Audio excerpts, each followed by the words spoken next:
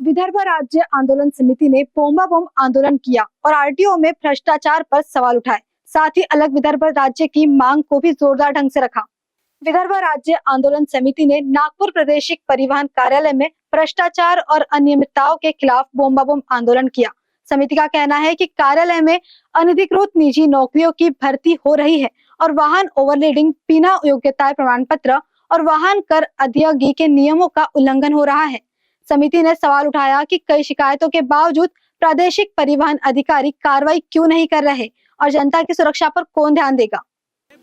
मी अरुण केदार पूर्व विदर्भाचा अध्यक्ष आहे आणि जय विदर्भ पार्टीचा राष्ट्रीय अध्यक्ष आहे। आम्ही या अधिवेशनात 16 तारखेला आमचं आंदोलन होणार होतं, पर यांनी 14-15 तारखेलाच आपली धोपटी बेलनं उचलल्यामुळे ते आंदोलन आम्ही आता 22 फेब्रुवारीला करण्याचे ठरवले आहे। या आंदोलनात करोडो रुपये लावून सरकार इथे अधिवेशन भरवते, परंतु कोणत्याही जनतेचा कोणतंही काम करत नाही। विदर्भाचं काम तर कोणतंच केलेलं नाही। कोणी जर दाखवून दिलं तर आम्ही त्यांचे आभारी राहू। अशा प्रकारच्या या वातावरणात करोडो रुपयाचा खर्च होतो। नागपूर शहरातल्या जे रहिवासी आहे त्यांना त्रास होतो, त्यांना चौकीमध्ये राहते। रात्रभर येणारे आंदोलनकारी बिचारे यशवंत स्टेडियममध्ये कोंडल्या जातात, तिथेच कोंडतात आणि तिथून मग इकडे 0 माईलवर बोलावतात। हा गैरप्रकार आहे। आता याच्यात नागपूर करार झाला होता, त्या नागपूर करारामध्ये 6 हप्त्याचं अधिवेशन ठरलं होतं। याच्यात 12 त्या काळच्या 1960च्या काळच्या 12 मंत्र्यांनी सही केली। तुम्हाला माहिती आहे, कोर्टात जर करार भंग केला तर त्याच्यावर फौजदारी दावा होतो। तर या महाराष्ट्र शासनावर सुद्धा फौजदारी दावा झाला पाहिजे। 6 हप्त्याचं अधिवेशन 3 हप्त्यावर घेतलं आणि 3 हप्त्याचं 5 दिवसावर घेतलं आणि आज त्या धोपटी बेलनं घेऊन आपापल्या गावाला गेले। आता या अशा प्रसंगी जर असे वातावरण होत गेले तर आंदोलनकर्त्यांनी काय करावं? आंदोलनकर्त्यावर प्रेशर असते, त्यांनी आंदोलनकर्ते आणले, त्याचा खर्च असतो। सगळ्यात काही खर्च कार्यकर्ते करत नाही, पण तो खर्चही असतो। आणि अशा प्रकारे जर आंदोलनकर्त्यांना चिरडल्या गेले तर पुढे चालून लोकशाही भंग होईल आणि इथे हुकुमशाही होईल, संविधानाचा भंग होईल। म्हणून या शासनावर यांच्यावर दावा केला पाहिजे, यांना शिक्षा दिली पाहिजे, कोर्टाने शिक्षा दिली पाहिजे की हे अधिवेशन तुम्ही कमी का घेता। तुम्ही महाराष्ट्र सरकारच्या विरोधात कोर्टात जाणार? आम्ही गेलेलो आहोत, पण कोर्टाने आम्हाला आमच्याकडून न्याय दिला नाही। त्यांनी ते प्रकरण फाईल करून ठेवलं, कुणाचा न्याय दिला नाही।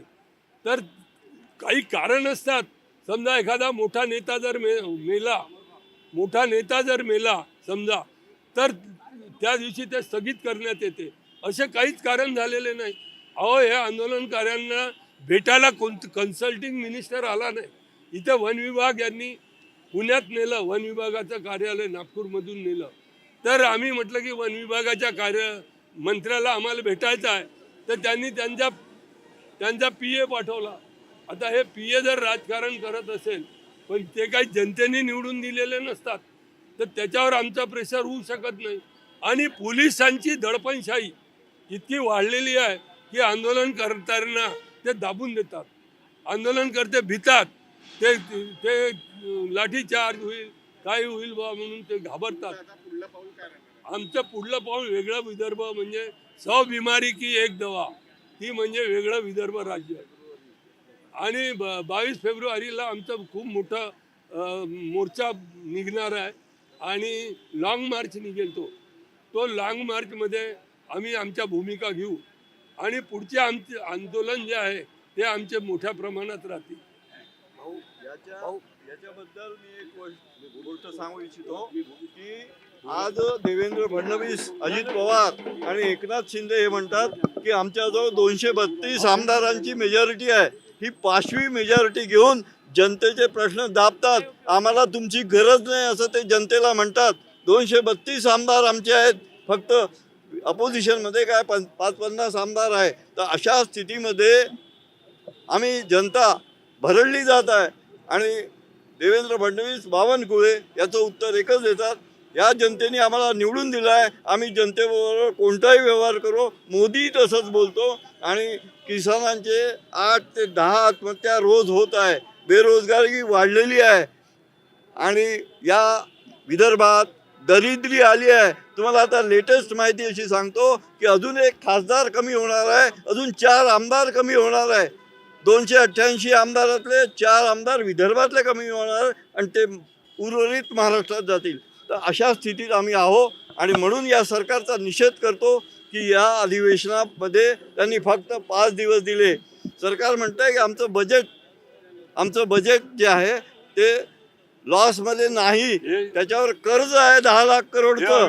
ॲडव्होकेट अविनाश काळे अविनाश काळेचं घ्या. देवेंद्र फडणवीसांनी विदर्भाच्या 5ही प्रश्नाला बगल दिली आहे. पहिला महत्त्वाचा प्रश्न म्हणजे सिंचन. 60% सिंचन राहिलेलं आहे, एक शब्द बोलले नाही.